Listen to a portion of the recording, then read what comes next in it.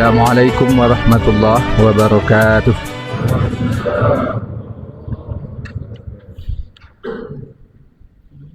Alhamdulillahi rabbil alamin. Wassalatu wassalamu ala sayyidina wa habibina wa maulana Muhammadin wa ala alihi wa man tabi'ahu bi ihsanin ila yaumiddin. Rabbi israh li sadri wa yassir li amri wahlul 'uqdatam min lisani yafqahu qawli. Bersyukur kita kepada Allah, alhamdulillah. Allah senantiasa melimpahkan rahmat dan nikmat yang banyak kepada kita.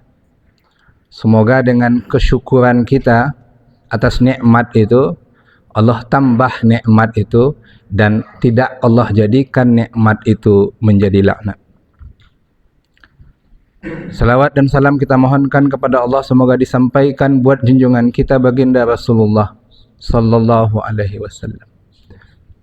Semoga dengan salawat yang kita ucapkan, kelak di akhirat kita beroleh syafaat, beroleh pertolongan, karena tidak ada yang bisa menolong kita selain amal perbuatan kita, amal kebajikan kita di dunia, plus istimewa bagi umat Nabi Muhammad ada syafaat yang akan kita terima kelak. Yang kita hormati Bapak Bupati Aceh Tengah, Bapak Wakil Bupati, Bapak Sekda, Bapak-bapak dari unsur Forkopimda Aceh Tengah, Bapak Rektor IAIN Takengon, Bapak Wakil Rektor, para dekan, pejabat lingkungan kampus IAIN Takengon, Kapolres Aceh Tengah, Bapak Wakil Kapolres, para anggota dari Satuan Polres Aceh Tengah, Dewan Masjid Indonesia, Bapak beserta unsur anggotanya, Kepala Kejaksaan Negeri Takengon beserta unsur jajarannya. Kemudian kita hormati, kita muliakan Bapak Tengku dari Majelis Permusyawaratan Ulama Aceh Tengah, Kepala Kantor Kemenak Aceh Tengah beserta unsur yang hadir, Bapak Raja Kampung Kemili, Bapak Imam, Bapak-bapak pengurus masjid, Babut Taubah. Juga kami hormati ibu-ibu, mungkin ada yang hadir juga, ibu-ibu Bayangkari, ibu-ibu Dharma Wanita. Karena bapak-bapak idealnya hadir bersama dengan ibu-ibunya, biar pesan yang disampaikan, himbauan yang disampaikan sebagaimana tadi pada ibu-ibu, ibu-ibu juga sampaikan kepada anak-anaknya. Biasanya kalau ibu-ibu yang menyampaikan himbauan itu, cepat masuknya kepada anak-anak. Bapak-bapak juga, ya, Al-Quran menginformasikan bahasa-bahasa kelembutan dalam parenting. Parenting itu kan parent plus ing gitu ya. Kehadiran bapak-bapak, kehadiran ibu-ibu dalam pengasuhan anak-anaknya. Semoga himbauan yang disampaikan dari Polres tadi bisa kita sampaikan kepada anak-anak kita di rumah. Bapak Ibu, selanjutnya kami sapa dengan jamaah subuh yang dirahmati Allah. Agak 10 menit ke depan kami sampaikan firman Allah dalam surah Ibrahim ayat 22. Surah Ibrahim surah ke-14 ayat 22. Allah berfirman, A'udzubillahi minasyaitonirrajim, Bismillahirrahmanirrahim. Wa qala asy-syaitanu lamma qudiyal amr. Setan berkata tatkala perkara hisab telah ditetapkan. Yang dimaksud setan di sini menurut Ibnu Katsir dalam tafsir Al-Qur'anul Azim adalah iblis, yang dulu juga pernah berkata, berdialog dengan moyang kita Adam alaihissalam. Wa qala asyaitanu lamma qudiyal amru, tatkala perkara hisab telah ditetapkan. Dalam hadis lain kita tahu, la tazulu qadama 'abdin yaumal qiyamah hatta yus'ala an arba'in. Tidak tergelincir kaki anak cucu Adam, artinya belum beranjak dari tempat dirinya sebelum selesai dievaluasi, sebelum selesai dihisab, ditanya. Pertanyaannya sama, 4 pertanyaan, jawabannya berbeda-beda masing kita. Umurnya, ilmunya, hartanya, fisik jasmaninya. Digunakan untuk apa? Khusus untuk harta, pertanyaannya nambah. Didapat dari mana? Selesai menjawab semua pertanyaan itu, lalu iblis mendeklarasikan dirinya, menyatakan pernyataan sikap bahwa dia tidak mau disalahkan. Apa kata iblis? Innallaha wa'adakum wa'dal haqq. Allah telah berjanji kepadamu dengan janji yang benar. Ya, tidak ada masalah. Memang janji Allah benar. Innallaha la yukhliful mi'ad. Tapi lanjutan pernyataan iblis ini yang bikin para pengikut iblis di dunia merana di akhirat kelak. Wa wa'adtukum fa akhlaftukum. Aku di dunia dulu juga berjanji kepadamu, tapi aku ingkari janjiku itu. Allah berjanji dan Allah menepati janjinya. Iblis, setan, berjanji di dunia dengan janji-janji manisnya, membujuk, merayu, menggoda kita umat manusia,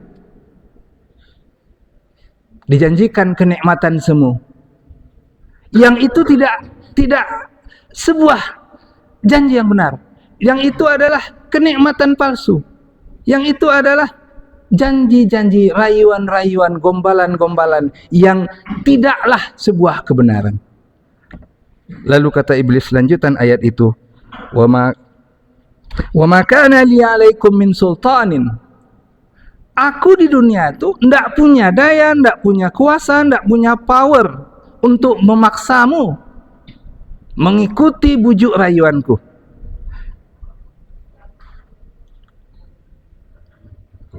Aku tidak bisa memastikan kamu pasti akan ikut bujuk rayuanku. Aku tidak bisa memaksamu. Illa an da'autukum fastajabtum li. Aku hanya mengajakmu, menyerumu, dan kamu yang membenarkan, kamu yang mengikuti bujuk rayuanku. Iblis tidak mau disalahkan atas perbuatan dosa dan maksiat yang dilakukan oleh manusia. Karena apa? Dia tidak memaksa kita. Kita manusia yang tergoda, terbujuk oleh janji-janji manis iblis. Hadirin jamaah subuh yang dirahmati Allah. Jika di dalam kisah Adam dan Hawa, penciptaan Adam dan Hawa di surah Al-Baqarah ayat 30 dan seterusnya itu kita tahu sifat dan karakter iblis itu di antaranya sombong, angkuh dan kufur kepada Allah.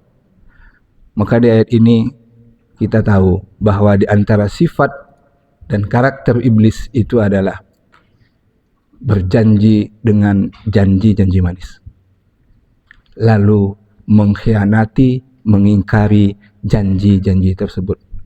Berlindung kita kepada Allah, semoga kita tidak termasuk pada orang-orang yang meniru sifat-sifat iblis.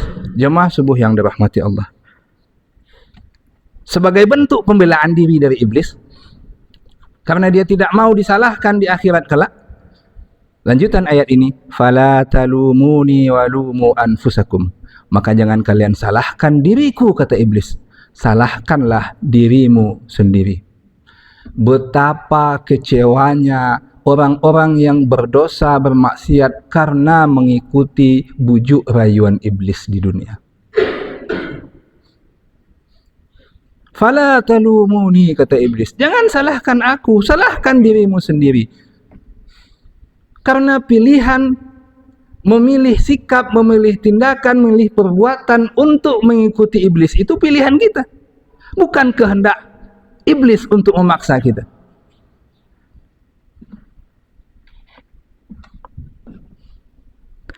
Ma ana bimusrihikum wa ma antum bimusrikhiyya. Aku, kata iblis, tidak bisa menolong kamu sebagaimana kamu juga tidak bisa menolongku. Inni kafartu bima asyraktumuni min qabl. Aku pun enggak suka kalian mempersekutukanku, kata iblis. Jangankan Allah, iblis pun tidak mau kita mempersekutukannya. Jemaah subuh yang dirahmati Allah, kisah masa depan yang akan terjadi setelah hisab ini bagian dari ghaib mustakbal yang Allah informasikan di dalam Al-Quran.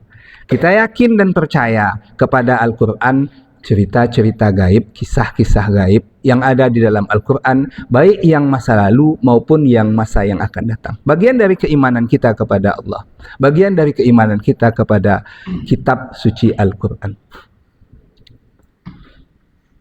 Sebagai pelajaran bagi kita, tentunya kita masih hidup di dunia.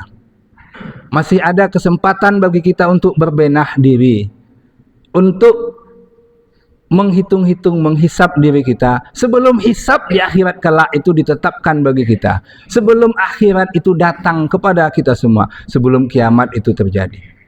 Tapi tidak ada jaminan bagi kita kiamat-kiamat kecil akan menghampiri kita kapanpun, dimanapun, dalam bentuk kematian.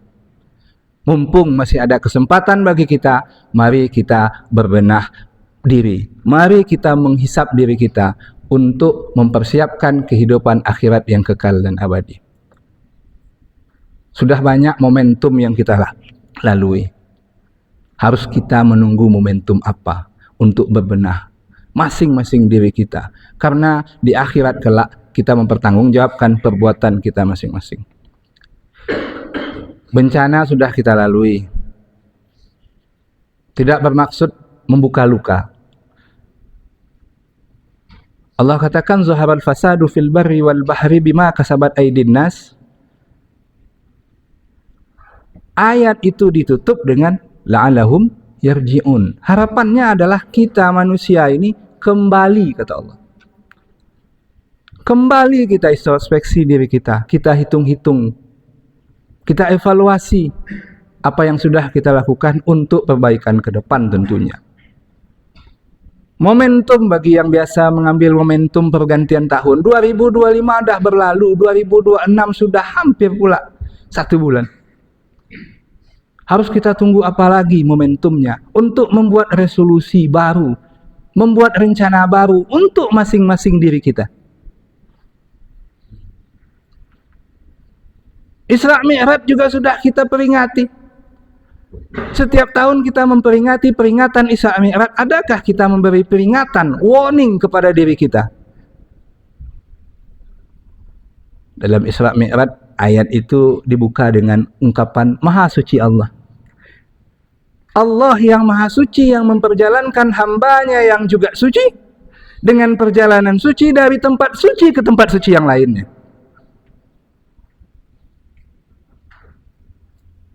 Poinnya bagi kita, mari kita sucikan diri kita dari dosa dan maksiat. Mari kita sucikan diri kita. Kita teladani Allah, Rasul dengan kemahasucian Allah. Subuh berkah yang kita laksanakan dari masjid ke masjid juga bagian dari idealnya, juga bagian dari sarana melatih kita untuk mensucikan diri kita, meningkatkan ibadah kita. Semoga setelah ini kita terlatih dengan rutinitas ibadah subuh setiap subuh di masjid ke masjid. Terakhir, karena kita akan memasuki bulan Ramadan, mari kita persiapkan diri kita, kita sucikan diri kita, kita latih diri kita dengan maksimalkan ibadah sebagaimana disampaikan oleh Bapak Sekda tadi. Ramadan sudah di depan pintu. Nah, khusus untuk diri kita masing-masing, imbauannya kita persiapkan diri kita memasuki bulan Ramadan. Karena tidak otomatis kita keluar dari Ramadan itu bebas dari dosa dan maksiat. Mesti kita isi dengan amal kebajikan. Sayangnya, mayoritas umat Islam semangatnya menggebu-gebu di awal Ramadan, semalam, 2 malam, 3 malam. Paling banyak 10 malam. Setelah itu, masjid kembali sepi. Semangat Ramadannya sudah hilang. Karena apa? Tidak dilatih jauh-jauh hari. Nah, latihan-latihan kita dari masjid ke masjid ini idealnya tentu memberi manfaat kepada kita, membiasakan ibadah rutinitas kita. Semoga kelak di akhirat kita maksimal mendapatkan nilai dari ibadah kita di dunia. Dan semoga, amin ya rabbal alamin, dan semoga kita memasuki Ramadan dengan jiwa yang bersih, hati yang bersih, hati yang suci. Ini saja kami sampaikan, semoga bermanfaat adanya bagi kita semua. Kesalahan kita mohon ampun kepada Allah dan mohon maaf kepada Bapak Ibu semua. Astaghfirullahalazim, astaghfiru minkum, hadanallahu wa iyyakum ajma'in. Billahi taufiq wal hidayah wa ridha wal inayah. Wassalamualaikum warahmatullahi wabarakatuh.